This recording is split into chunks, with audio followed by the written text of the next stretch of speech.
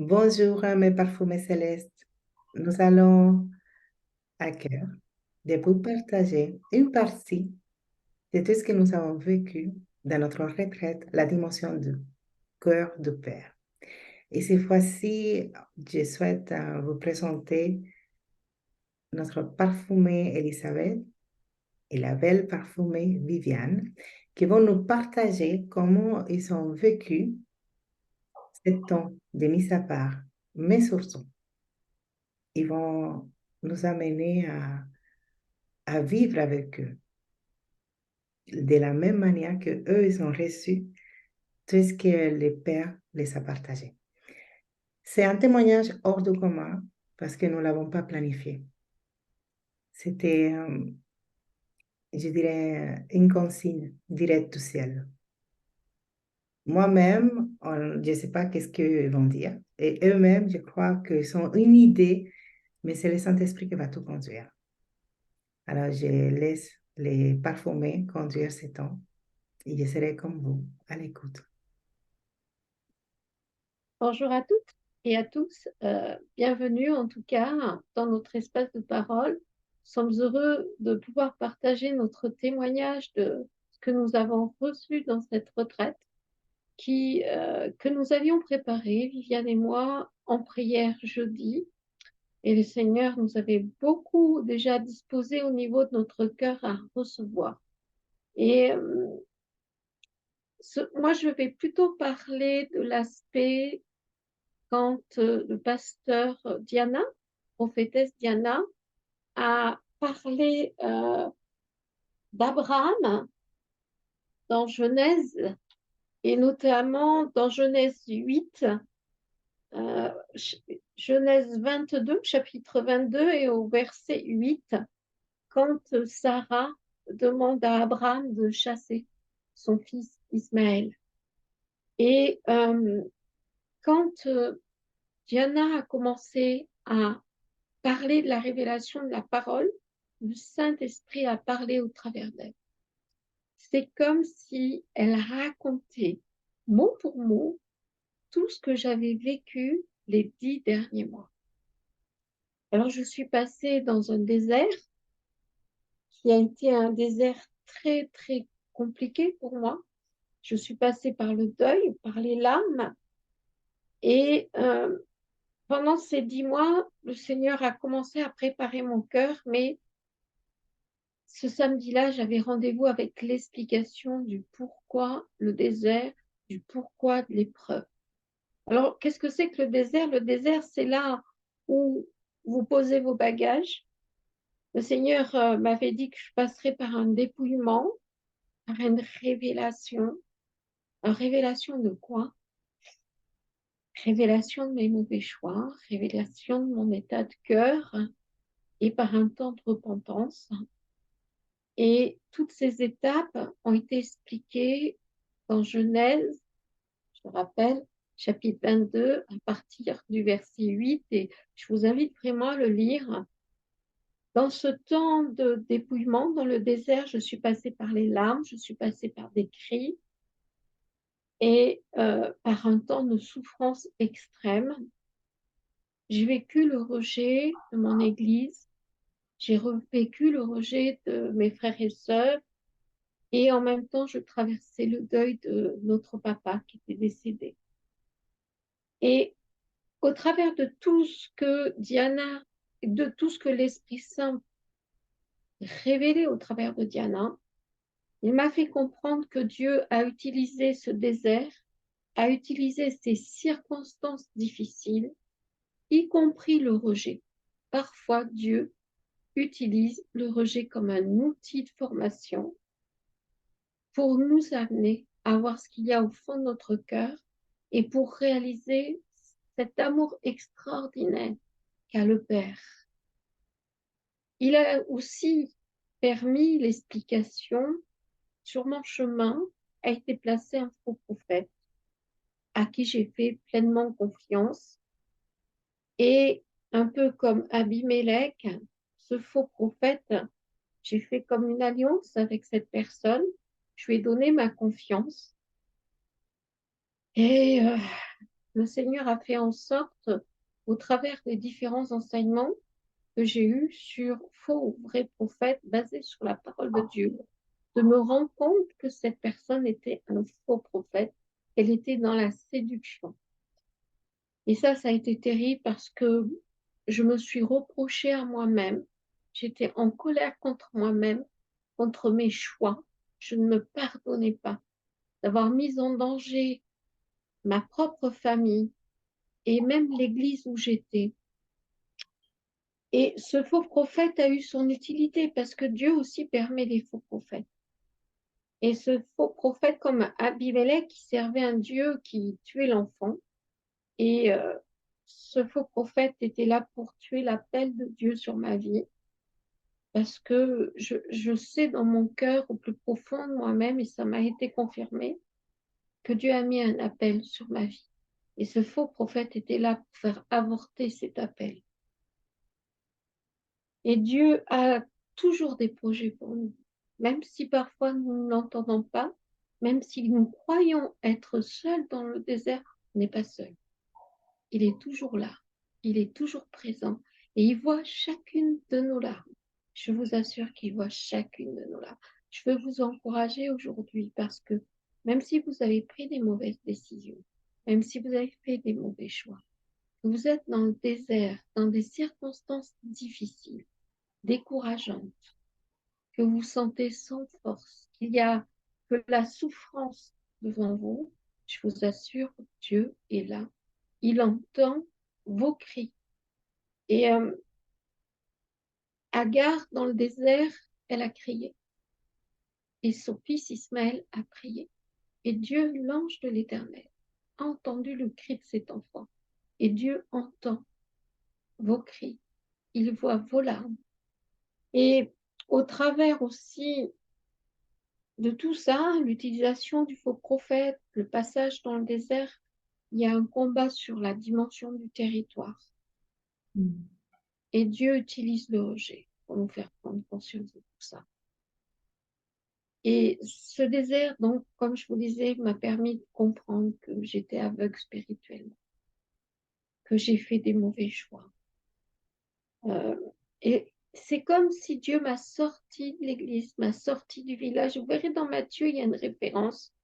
Il sort l'aveugle, il l'emmène, il fait de la boue et il met la boue sur ses yeux. Et on a besoin de voir la boue de notre péché pour retrouver la vue.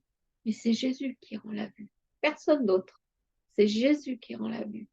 Et après, il lui a dit à cet aveugle d'aller dans un autre village quand il a été guéri. Là aussi, Agar a été conduite dans le désert. Et après, pour aller relever l'enfant, pour lui donner à boire, et dans cette outre, et c'est comme si le Seigneur me disait, voilà, tu as été rebelle, tu as été insoumise, tu t'es mis dans une position de victime. Ça aussi, c'est ce qui m'a révélé pendant le séminaire. Ça a été vraiment très précis dans mon cœur, une prise de conscience. Et il a fallu que je fasse un choix où j'ai interdit, m'entendez bien, à tout esprit de rébellion, de victimisation et d'insoumission. J'ai renoncé à ces choses-là et je les ai envoyées à la croix parce que Christ a permis cette situation, mais c'est pour me sauver. C'est pour m'amener plus proche de lui. C'est pour me montrer vraiment son amour authentique. Je sais que je suis choisie par lui. Je sais que je suis aimée par lui. Je sais que je suis choyée par lui. Alors aujourd'hui, je vais faire le choix de libérer sa vie surnaturelle en moi. Je le proclame, de demeurer dans sa présence, de garder sa parole, de la partager. Et pour ça, je renonce aussi à tout ce que mes familles ou ma famille, mes ancêtres ont pu faire aussi comme pacte. Je choisis, moi, en tant que maman, en tant que mamie, de faire le pacte et alliance avec le Dieu véritable. Parce que je veux que les générations futures soient bénies. Alors, je veux vous encourager Je veux vraiment remercier le Père d'avoir placé sa servante sur mon chemin, qui, au travers vraiment euh, de ce message qu'elle a apporté samedi, a décrit toutes les étapes, point par point, que j'ai traversées. Aujourd'hui, je sais que cette épreuve, elle a été voulue. Alors peut-être qu'aujourd'hui, tu es dans une épreuve, tu ne comprends pas pourquoi tu passes par là. Mais le Seigneur peut-être parfois permet parce qu'il veut te révéler des choses et surtout, il veut t'amener à boire de l'eau, mais l'eau, il faut aller la chercher. L'eau, des fois, elle est souterraine dans le désert. Et pour ça, il faut que tu creuses la parole de Dieu. Plonge-toi dans la parole de Dieu.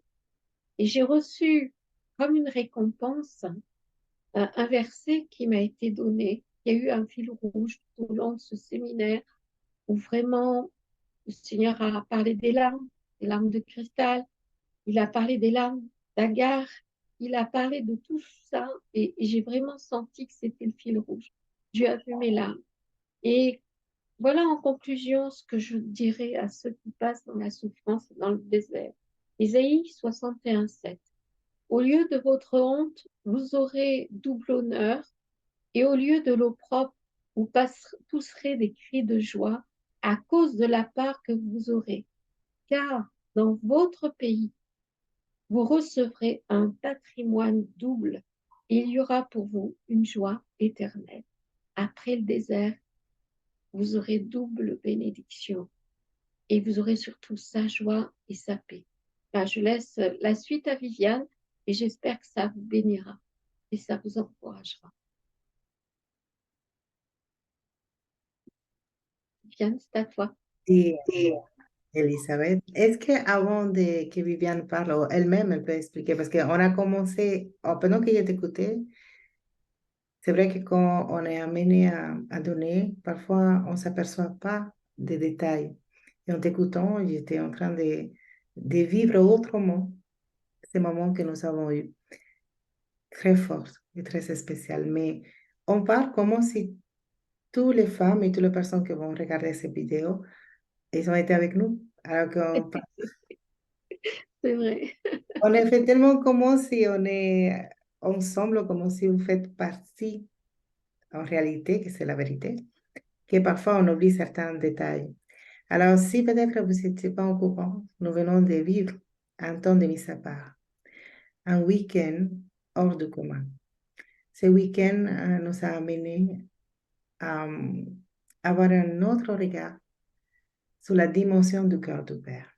Mm. Et nous l'avons fait en Belgique, du vendredi 24 au dimanche 26. Et c'est quand elle parle de samedi, elle parle de samedi en sachant qu'on était ensemble depuis le vendredi. Alors, c'est juste une parenthèse afin que les personnes qui nous regardent, qui n'étaient pas concernées à la retraite, puissent comprendre de quoi Elisabeth est en train de parler. Alors, je t'écoute. Pardon de t'avoir coupé, Viviane. Bonjour à toutes.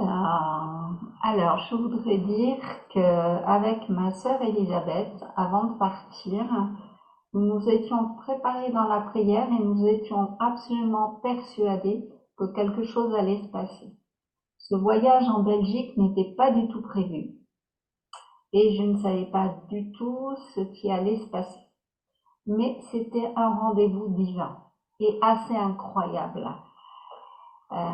J'étais dans une période de découragement, une période de désert. Et dans tous les messages qui ont été dits, en fait, tout retraçait ce que j'avais vécu, ou ma sœur, mais moi personnellement, ce que j'avais vécu ces derniers mois. On a perdu notre papa au mois de mars et dans cette période-là, beaucoup d'événements se sont succédés. Moi, j'ai été dans une période de sidération, tellement les chocs étaient importants. Et ce qui fait que j'ai quitté l'église locale, je n'y suis plus revenue. J'étais comme désarçonnée puisque voilà, dans un désert, coupé finalement de tous mes liens avec les frères et sœurs en Christ. Et le Seigneur, quelque part, a permis. Parce que ça m'a permis, moi, de me tourner vers lui. Et uniquement vers lui et pas vers les hommes. Et donc, dans cette retraite, le Seigneur a confirmé. Il a confirmé qu'en fait, dans ce désert, le Seigneur déjà a montré l'aveuglement spirituel, puisque comme ma sœur, j'ai fait connaissance de quelqu'un faux prophète, une personne à qui on faisait entièrement confiance, et en tant qu'ami également. Et je crois que le Seigneur a permis malgré tout, parce que c'est quelque chose qui arrive à l'heure actuelle partout, la séduction spirituelle. Et c'est flagrant. C'est vraiment flagrant. N'importe qui peut se laisser séduire. Et c'est une bonne leçon pour dire qu'il faut garder les yeux fixés sur Jésus seul, et écouter le Saint-Esprit. Et ça m'a beaucoup parlé, c'était vraiment choquant. C'était tellement clair et ça m'a ouvert les yeux sur la façon de vivre. La façon de vivre selon la culture du royaume, surtout. Et il y a eu beaucoup de choses qui se sont passées, donc dans les prédications, tout ce qui a été apporté, donc moi ça m'a vraiment interpellée, hein. Et il y a eu un événement particulier à un moment donné. Richard et Diana ont prié pour moi, et il s'est passé un événement au niveau de ma colonne vertébrale. Et cette colonne vertébrale a été changée. Et je voudrais dire que sur le plan physique, le Seigneur avait déjà agi dans ma colonne vertébrale, sur mon corps.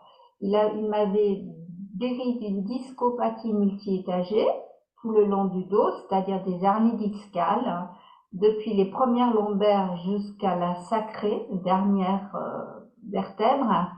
Et il m'avait guéri aussi d'une spondylarthrite ankylosante. C'est un rhumatisme inflammatoire.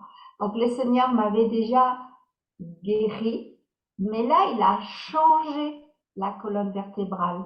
Et pour moi, ça représente beaucoup de choses. Déjà, j'ai trouvé une meilleure élasticité parce que je suis allée faire du sport hier, et j'ai touché mes pieds sans problème, je me sens plus souple.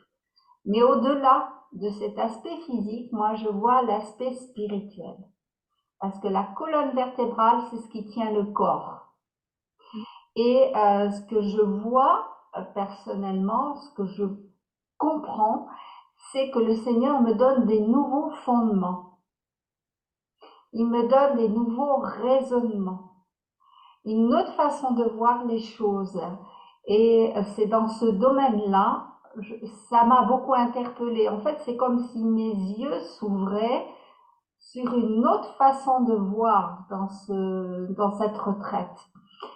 Déjà, de comprendre pourquoi j'avais traversé ces événements au fil des mois, plusieurs événements qui se sont passés.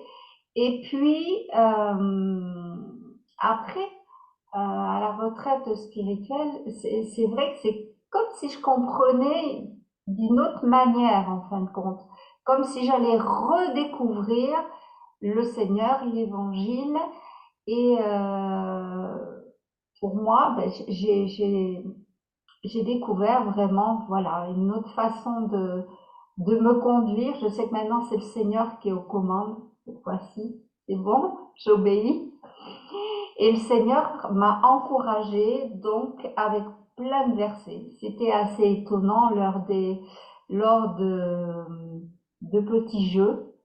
Notamment, il fallait, au travers d'objets, fallait répondre à des questions, tout ça. Et moi, tout de suite, je me suis dirigée vers comment on appelle ça déjà? Le, Le temps. oui, enfin, je sais plus le nom, mais ça m'échappe, excusez-moi, c'est le sablier. Ah, je perds mes paroles, excusez-moi. Et donc, moi, j'ai tout de suite été attirée par ça. Et le Seigneur a tout guidé. C'est incroyable quand même. Je lui ai posé plein de questions au Seigneur.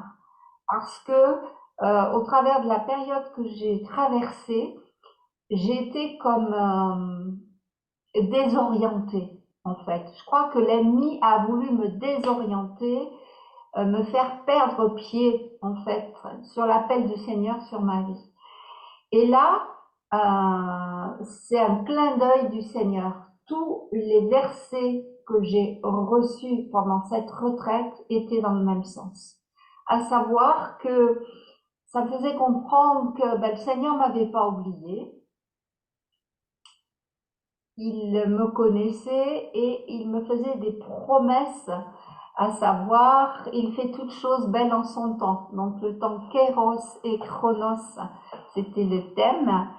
Après, il m'a parlé au travers de Job, que l'Éternel rétablit Job dans son premier état, quand Job eut prié pour ses amis, et l'Éternel lui accorda le double de tout ce qu'il avait possédé. Alors ça, c'était incroyable. Et le dernier verset, je te bénirai et tu seras une source de bénédiction.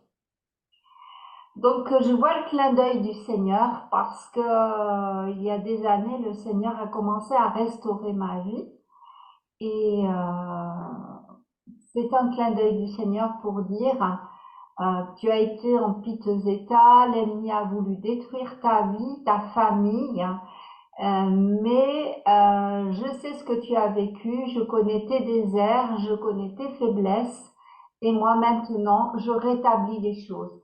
Et c'est pour ça que en parlant de la colonne vertébrale, c'est comme si c'était une seconde vie en fait. Moi, je le vois comme ça.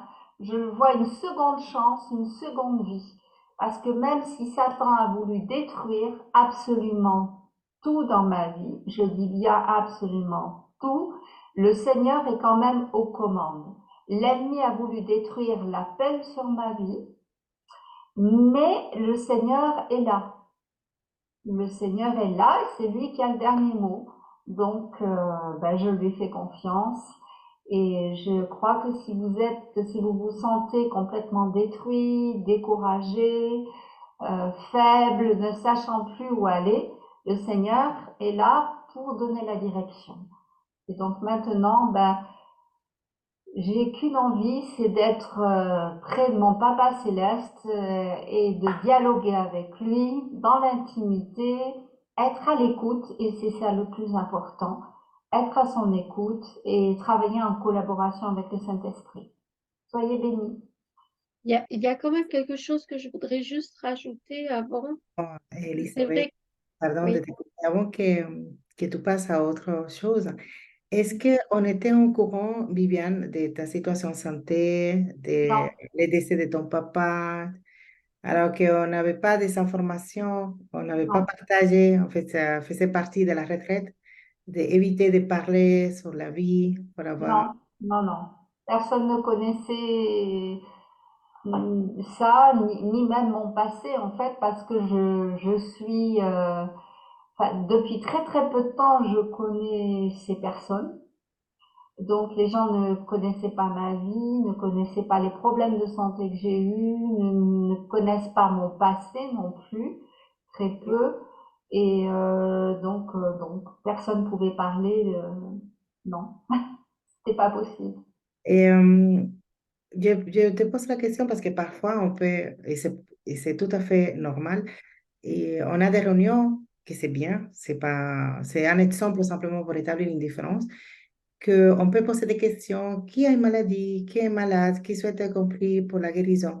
Il y a une possibilité de faire de cette manière, mais justement, est-ce que vous pouvez expliquer comment, depuis la dimension prophétique, comment étant donné que vous avez déjà eu auparavant des expériences dans des retraites de mise à part dans une dimension prophétique, quelle est la différence de comment vous avez vécu ces temps dans cette dimension prophétique? Quelle est la différence que vous avez trouvée? Comment vous avez eu cette expérience dans le ministère prophétique? Tous les deux, vous pouvez répondre. Alors, c'est vraiment justement là-dessus que je voulais parler, c'est que quand on est arrivé dans le groupe, moi, ça fait très peu de temps aussi que j'ai intégré les parfumés, ça fait à peine 2 mois, et aucune des parfumées ne connaît ma vie, ne connaît mon passé.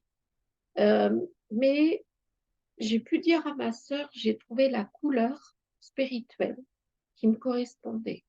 Je me suis sentie dans le groupe accueillie et surtout comme faisant partie du groupe, sans jugement, sans mettre de catégorie, tel ceci, tel. Non, tu es une fille du Père, tu es acceptée comme une fille du Père.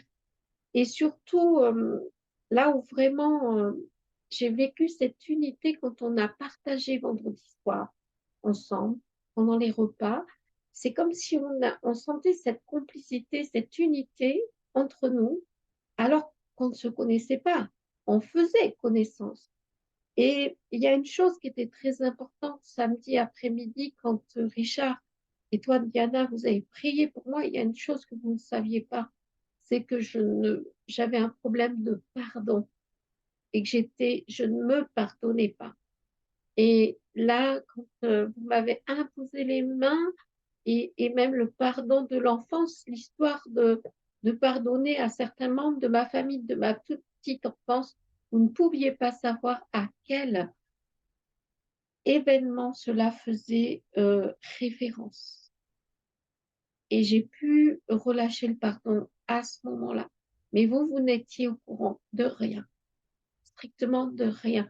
C'est pour ça que la présence du Saint-Esprit a vraiment validé les choses. C'est ce qui a fait toute la différence. Et c'est là où on voit l'action du Saint-Esprit qui connaît le secret de nos cœurs, de notre âme, sa souffrance. Et je peux vous dire que je suis revenue en ayant fait des connexions divines avec des femmes extraordinaires et des hommes aussi extraordinaires, et en me disant, mais l'amour du Père est tellement fort, tellement puissant, et je me suis sentie, comment dire, mais j'avais plus ce poids de culpabilité. Mais c'était parti, c'était terminé. Euh, c'est comme si Dieu me disait, bah, maintenant, ça y est, tu passes dans, voilà, le désert, c'est derrière toi, t'avances. J'ai encore plein de choses à faire avec toi. Et je m'attends encore, mais c'est vrai qu'avec Viviane, on en parlait en faisant le bilan toutes les deux. Je laisserai Viviane après dire ce qu'elle elle pense, elle aussi. Mais moi, je me suis sentie gâtée par Dieu. Mais vraiment gâtée comme si j'ai reçu plein de cadeaux de lui et vraiment aimée, mais profondément aimée. Viviane, je te laisse. Oui, moi, ce que je relève, c'est que à travers tous les messages qu'il y avait, vraiment, il y avait la direction du Saint-Esprit et chaque participante recevait le message dont elle avait besoin. Donc moi, comme j'étais découragée, j'ai vraiment reçu l'encouragement pour l'avenir.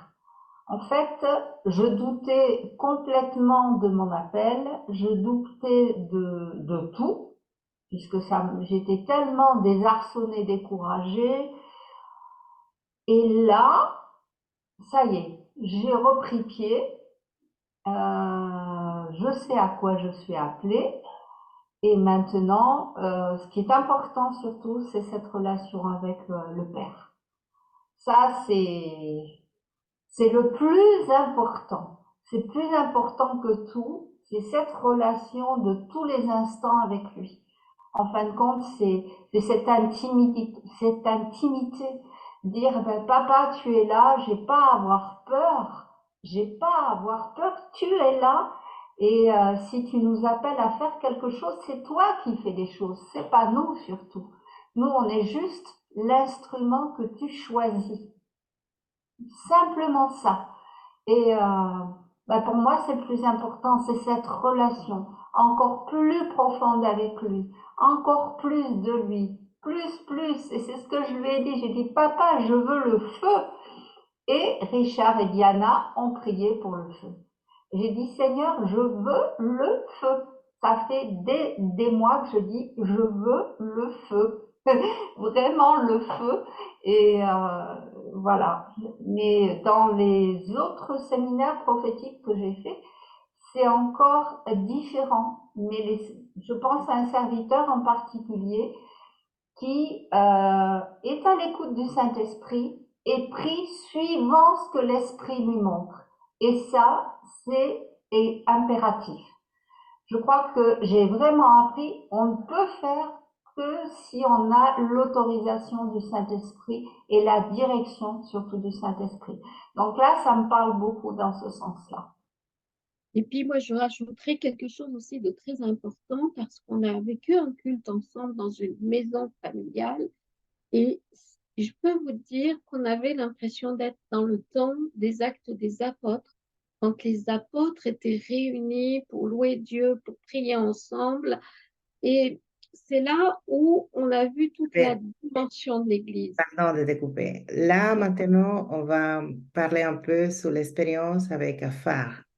C'est vrai que nous sommes sur l'espace des parfums célestes, mais nous ne pouvons pas dissocier parfum des phares parce que mon mari et moi, nous sommes dans cette église locale qui fonctionne comme l'église primitive, qui a la mission des actes des apôtres. Alors, nous n'aimons pas nommer église. Un jour, je vais faire une vidéo pourquoi par rapport au sens du mot. Mais nous préférons famille. Nous avons une famille en Christ et cette famille est réunie dans une maison qui fonctionne comme un foyer spirituel.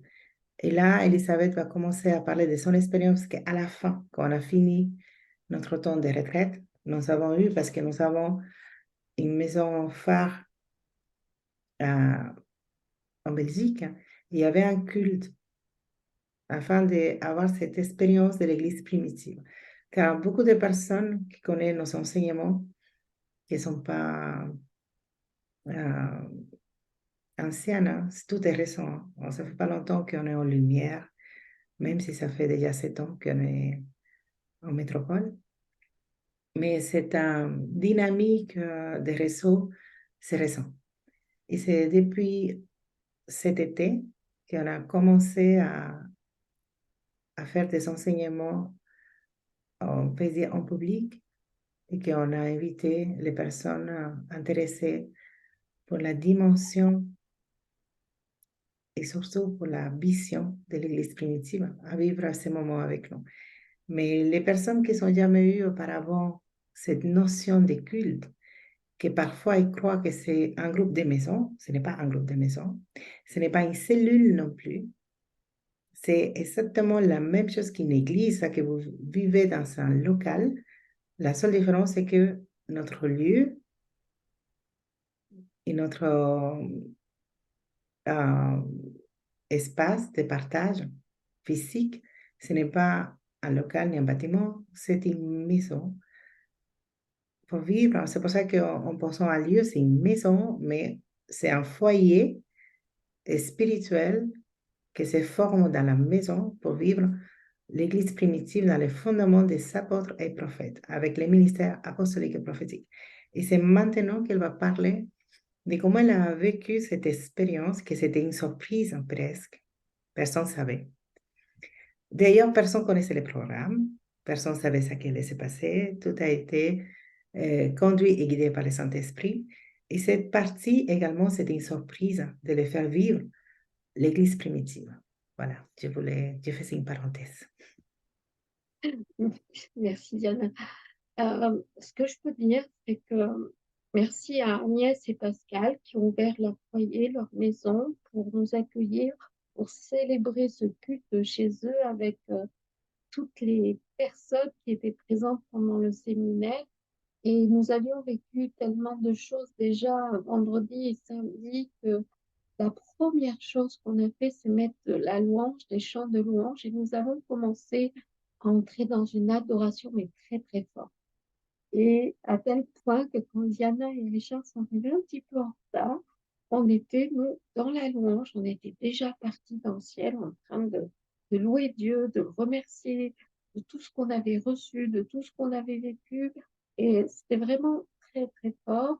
Et après, Diana et Richard ont, surtout Richard a porté la parole et a remis les choses à leur place par rapport à certaines définitions, par rapport à comment on considère certaines choses dans la parole de Dieu, quand on parle, comment on dit les choses, à qui on rend un culte, quand on parle, etc. Et donc, du coup, avec ma sœur Viviane, on échangeait nos regards parce qu'on sentait bien que on était vraiment concernés. C'était vraiment comme une découverte totale de la signification de la parole prêchée, qui était vraiment dans la parole de Dieu et qu'on n'avait jamais entendu. Et c'est comme si on était des enfants complètement ignorants. Et là, on découvrait vraiment la vérité de la parole biblique. Et ensuite, ce qu'on a pu voir, c'est Richard et Diana qui sont intervenus dans un contexte de nécessaire. Là aussi, ça a été conduit par le Saint-Esprit, ça a été fait avec ordre et correctement en respectant les personnes, la personne notamment qui avait besoin de guérison et de délivrance. Et ensuite, ils ont appelé certaines personnes et avec l'huile, ils les ont consacrées. Et ça, c'est biblique. Il n'y a rien d'autre dans la parole de Dieu. C'est vraiment l'application de la parole de Dieu à l'acte des apôtres. J'avais l'impression d'être dans le temps des actes des apôtres et de vivre, disait comment elle a vécu ce moment. Oui, effectivement. Moi, je dirais que c'est le même titre que Babette, c'est l'Église des Actes des Apôtres. Pardon, Avec excusez-moi. Est-ce que, Elisabeth, tu peux répéter la dernière phrase parce qu'il y a eu une coupure? Je ne sais pas si vous l'avez vu.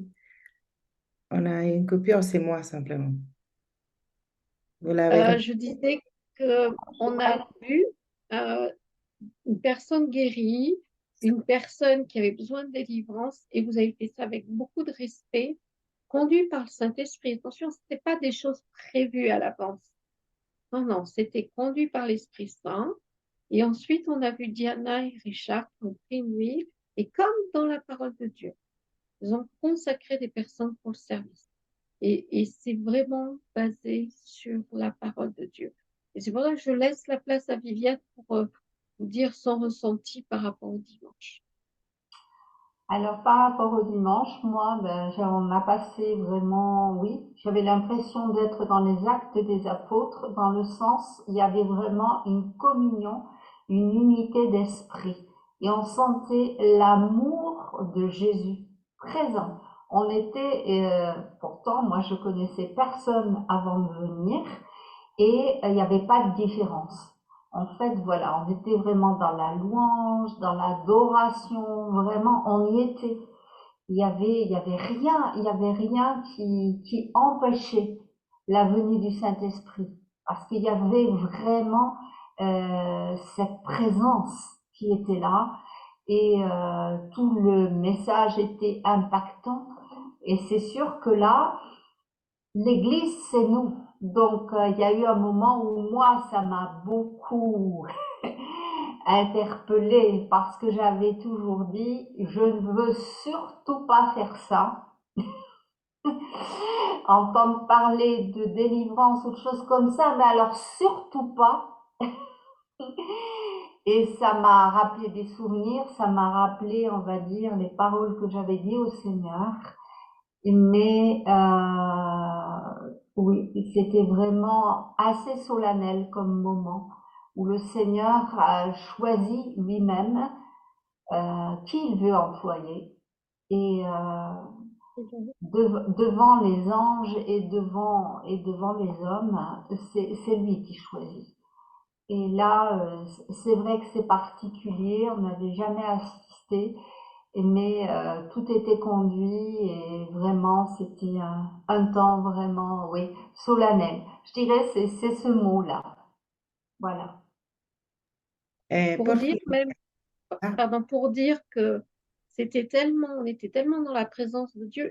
Il y a une chose qu'on a réalisée toutes les deux avec Viviane, on n'a pas parlé, Diana, excuse-moi, mais c'est que Viviane a regardé l'heure, 3 heures, elle a dit, attends, mais c'est pas possible, on a passé tout ce temps dans la prière, dans la louange et on n'avait jamais vécu ça. Jamais. Mais quand on est dans la présence de Dieu, le temps n'existe pas. Et ça, on l'a vécu.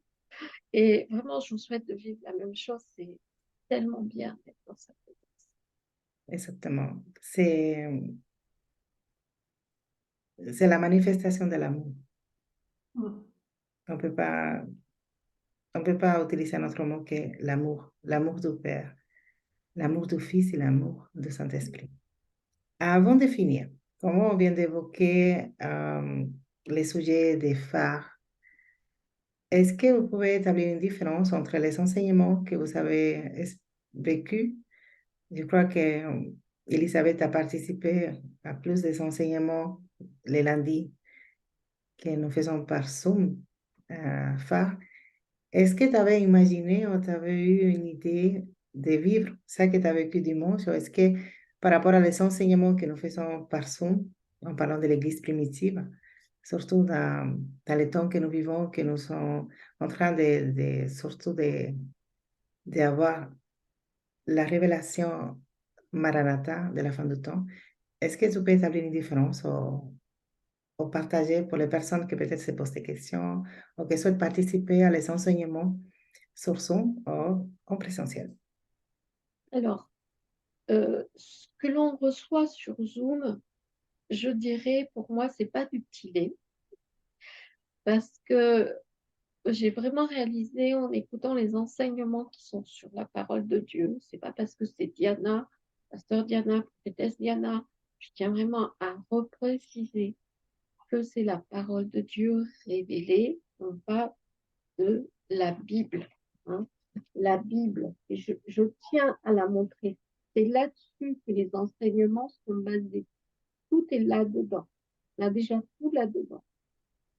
Et je n'ai jamais entendu d'enseignement comme ça. C'est tellement profond que les 2 premiers enseignements, j'ai passé mon temps à pleurer. Tellement ça m'interpellait profondément, tellement ça me remettait en question, tellement le Saint-Esprit me disait, bon là ça va pas, là ça va pas, là ça va pas. Tu passes par la repentance, il faut changer ça, il faut changer ta façon de voir, ta façon de comprendre. Tu sais rien, tu connais pas, maintenant je vais t'apprendre. Voilà. Et toute cette parole reçue, et ce qui était important, c'est que Diana disait, vous allez recevoir la parole révélée, ce que la Bible dit, mais vous inquiétez pas, le Seigneur va vous aider à la garder. Et vous l'utiliserez quand ce sera le moment. Et là, ça a commencé à travailler la confiance, la foi. Et plus Diana disait des choses, alors elle a donné la parole 2024 avec des textes bibliques. Moi, je suis partie pendant 48 heures, j'ai passé des heures et des heures à travailler sur les versets, à essayer de comprendre la signification. Mais il y a cette dimension extraordinaire de la révélation.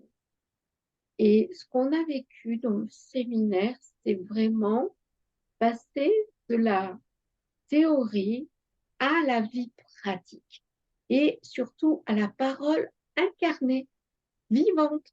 Et c'est tellement mieux. Et ça, c'est ma prière, c'est la réponse à une de mes prières. Seigneur, je veux plus avoir la connaissance, mais je veux vivre la parole. Je veux la vivre au quotidien, tous les jours, parce que c'est tellement, on se sent tellement fortifié, encouragé, aimé et restauré. Quand on vit cette présence, et les séminaires, et le séminaire, il y avait la présence de Dieu qui était. Je vous assure que c'était palpable, c'était tellement tangible. Puis, il n'y a pas qu'une personne qui a apporté. Chacune d'entre nous, on a partagé les bénédictions qu'on a vécues. Et ça, c'est très encourageant. Maintenant, je laisse la place à Viviane. Alors moi, je dirais que les enseignements, moi, je les regarde depuis quand même peu de temps. Et j'ai quand même des souvenirs, alors Babette en parlait tout à l'heure, moi j'ai les souvenirs des messages sur l'âme. Premier, deuxième message, j'ai fait que pleurer. Mais que pleurer, c'était terrible, quoi. Et c'était tellement profond. Oui, alors là, j'avais jamais entendu des messages comme ça. Donc oui, c'est très profond, ça secoue, mais c'est indispensable parce que le Seigneur nous parle toujours avec vérité, avec amour et avec vérité.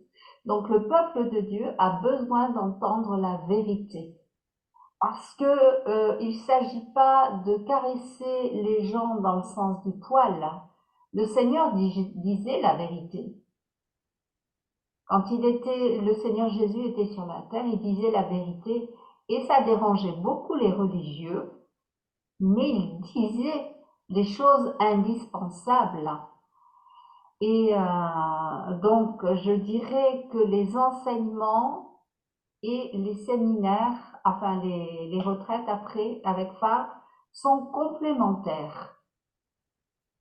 Je dirais que l'un va pas sans l'autre. Je dirais qu'il faut les deux. Et je trouve que oui, c'est très très très enrichissant. Et je pense que ce qui est bien, c'est de pouvoir noter.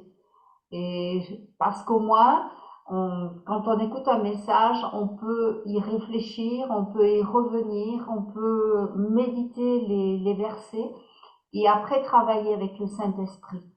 Et c'est très très parlant, c'est très profond et on sent vraiment que c'est guidé par le Saint-Esprit. Je crois que je viens de comprendre pourquoi c'était à vous de témoigner. Je n'avais pas compris. Je dis, mais c'est les deux dernières qui sont arrivées, alors. Mais le Seigneur, il connaît tout, il sait tout, il connaît vos attentes, votre cœur, votre parcours et la manière que vous avez aussi vécu, mais surtout, qu'est-ce que vous avez eu comme besoin avant. Tout est, et je voyais, je vous observais, je voyais comment vous se regardez. Et parfois, on ne savait pas si c'était positif ou négatif. Parce qu'on n'avait pas beaucoup de temps d'observer. Moi, personnellement, je ne suis pas très observatrice. Et surtout, à l'arrivée de mon mari, je voyais comment si le Seigneur vous savait déjà auparavant parlé de mon mari. Bon, mon époux, mon mari, le pasteur Richard Gomez Santana, euh,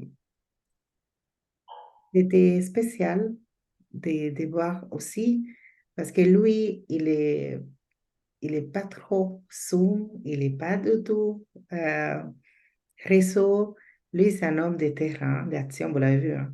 C'est, c'est rien à voir, alors que lui, il n'aime pas. C'est plutôt moi qui est sur les écrans, sur la lumière. Et voir comment tout a été fait, comme si tout a été synchronisé. Il n'y avait rien. Tout a été naturel aussi. Tout a été spontané, tout a été fait d'une manière comme si on avait l'habitude de vous retrouver, de vivre ces expériences avec vous. C'était spécial pour nous aussi. Je crois que plus pour nous que pour vous. Alors, je vais en profiter. Bon, je ne voulais pas dire parce que c'est vraiment c'est un avant-première, comme on dit ici. On va avoir une retraite, pas par Fan Céleste, sinon phare, pour vivre l'église primitive en mai, dans le mois de mai. On ne sait pas encore si ça sera la première, le premier week-end ou le deuxième, mais ça sera un des deux. Et on va vivre l'église primitive comme exactement Actes des Apôtres. On va faire vivre et on va avoir cette dimension apostolique de comprendre et d'incarner tout ce que la parole nous demande concernant l'Église primitive dans le mois de mai. Alors, je vais prochainement, peut-être à partir de janvier, dire, ça sera à Lyon, déjà, bien savoir. Mais je dirai, je donnerai plus de précisions à partir du mois de janvier. Mais ça sera le premier week-end ou le deuxième week-end du mois de mai. On va voir cette mise à part dans la vision de l'Église primitive pour incarner, pour vivre l'expérience, la même des actes des apôtres. Alors, qu'est-ce que je peux vous demander pour finir? Est-ce que vous pouvez peut-être prier, ou si vous avez à cœur d'encourager, de peut-être prier, vous laisser conduire pour les personnes qui vont regarder la vidéo, pour les femmes qui se posent des questions, qui ne savent pas trop, qui croient qu'il faut tout dévoiler de leur vie personnelle et que parfois c'est difficile de se confier et de s'ouvrir à des personnes qu'on n'a jamais vues, qu'on n'a pas rencontrées, alors que franchement, ce n'est pas besoin. On n'a pas besoin de connaître et de savoir parce que les pères connaissent déjà tout. On n'a pas besoin d'écouter, on ne va pas faire un bilan de votre parcours, on ne va pas vous faire passer un scanner, on ne va pas vous faire un examen pour savoir, non, on n'a pas le temps déjà. Même si on souhaite le faire, on n'a pas le temps. Mais parfois, c'est difficile de se projeter. Moi-même, j'étais choquée, impressionnée, impactée, je ne sais pas quel mot utiliser, de voir comment les gens se sont mobilisés sans connaître, sans savoir, parce que c'était conduit par le Saint-Esprit de telle manière, parce qu'une personne se mobilise en Belgique sans jamais avoir eu des informations concernant le ministère, parce que nous, les gens qui nous connaissent savent qu'on ne fait pas une promotion ministérielle. On ne va pas dire, si vous venez, vous serez tel. Auparavant, on a fait tel. Non. Alors que si vous n'êtes pas convaincu par le Saint-Esprit, ce ne sera pas possible. Alors, c'est le plus important pour nous, c'est que du moment que je vois qu'une personne se déplace, je dis, ah, le Saint-Esprit agit, et si lui agit, il sait. C'est très spécial. Et je souhaite surtout parler du lieu. On va faire un autre vidéo pour parler de Père Noël, mais juste pour faire la promotion de cette vidéo, parce qu'il faut découvrir, parce que la retraite a eu un impact, mais les lieux d'accueil a été parfait. Alors, on va faire une autre vidéo pour parler du Père Noël, pour parler de l'accueil, pour parler de ce temps en parlant de moments convivial, fraternel, et peut-être on le ferait avec tout le monde, toutes les personnes qui sont vécues avec nous, peut-être on ferait dans deux parties parce que tout le monde n'est pas disponible dans le même créneau. Et voilà, on verrait. Mais il y a tellement de choses à dire, mais je ne sais pas pourquoi c'était important que ce soit vous. Je ne sais pas pourquoi c'est important. Alors, est-ce que vous pouvez prier pour finir? Je vous laisse prier ou simplement donner une parole pour les personnes qui vont regarder cette vidéo et dire au revoir. Je vais prier, moi, j'ai vraiment à cœur de prier. Parce que c'est mon témoin. Continuez à Je vais prier. prier pour ceux qui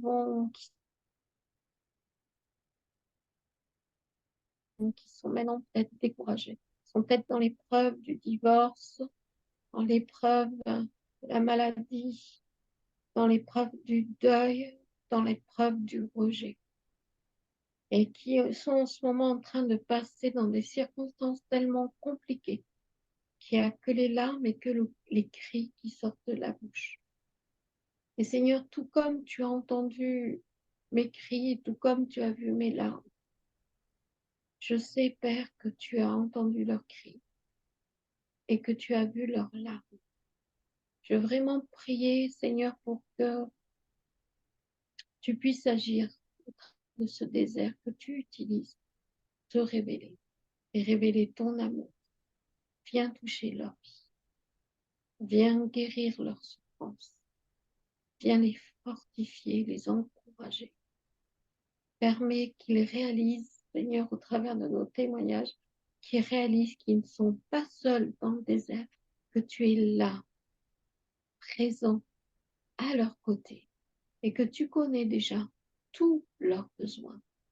Et Saint-Esprit, maintenant, tu mets ta consolation dans les cœurs qui souffrent. Maintenant, Seigneur, maintenant, tu donnes le pourquoi à tous ceux qui ont des questions sur leur cœur. Je sais que tu vas leur répondre. Et je veux vraiment les bénir, Seigneur Jésus, parce que le meilleur est avec toi. Amen. Amen. Alors, merci énormément, Elisabeth, et merci, Viviane, pour votre temps. Ce n'est pas évident de prévoir un temps dans la fin de la journée, la soirée, mais je crois que vous êtes une bénédiction, une source de bénédiction. Il faut commencer à venir. Vous êtes en train de bénir des personnes qui à son tour seront également une source de bénédiction. Ils vont se rappeler et dire, moi, je t'ai béni, alors je vais venir. Donner et c'est donner. Par amour. Par amour. Est-ce que dans l'amour de Christ. Alors, merci beaucoup. Alors, je vous souhaite le meilleur au-delà. Et à une prochaine. Au Merci, revoir. Anna. Au revoir, Anna. Au revoir.